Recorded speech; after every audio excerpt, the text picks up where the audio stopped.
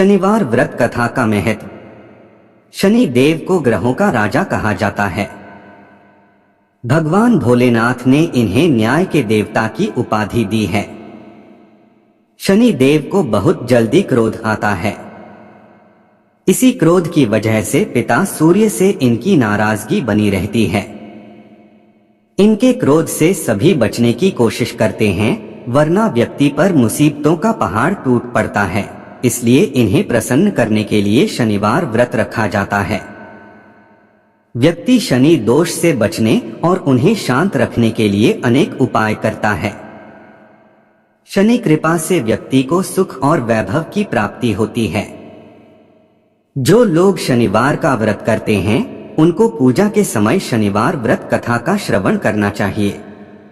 शनिदेव व्रत कथा। एक बार सभी 9 ग्रहों सूर्य, चंद्र, मंगल, बुध, बृहस्पति, शुक्र, शनि, राहु और केतु में बहस हो गई। कौन सबसे बड़ा है?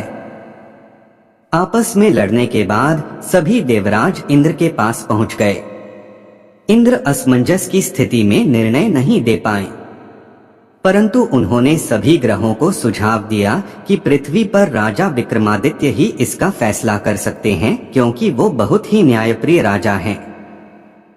सभी पृथ्वी पर राजा विक्रमादित्य के पास गए और अपने आने का कारण बताया। राजा उनकी समस्या को सुनकर बहुत परेशान हो गए।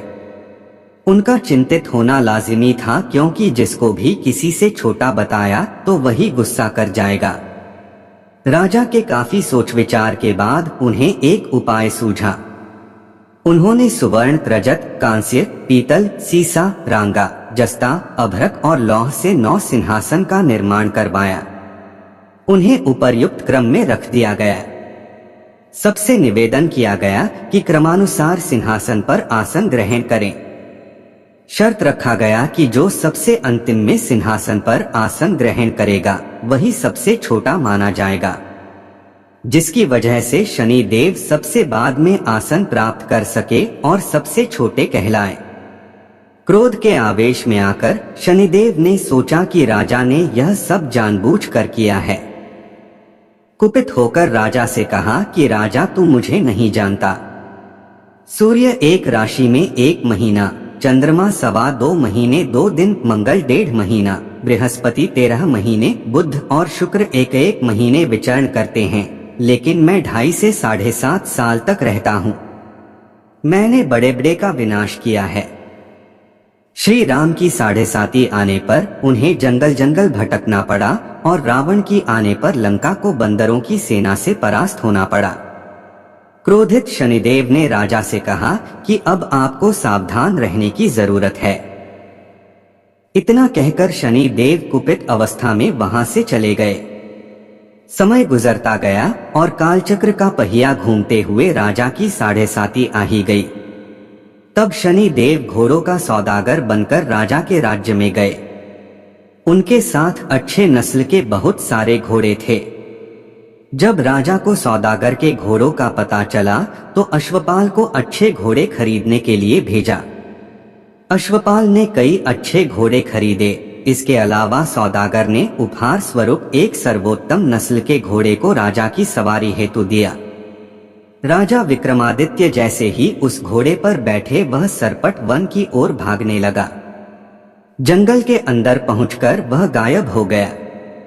भूखा प्यास की स्थिति में राजा जंगल में भटकते रहे। अचानक उन्हें एक ग्वाला दिखाई दिया, जिसने राजा की प्यास बुझाई।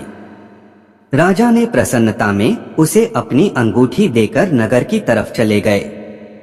वहां एक सेठ की दुकान पर पहुंचकर उन्होंने जल पिया और अपना नाम विका बताया। भाग्यवश उस दिन सेठ की खूब आमदनी हुई। सेठ खुश होकर उन्हें अपने साथ घर लेकर गया। सेठ के घर में खूंटी पर एक हार टंगा था, जिसको खूंटी निगल रही थी।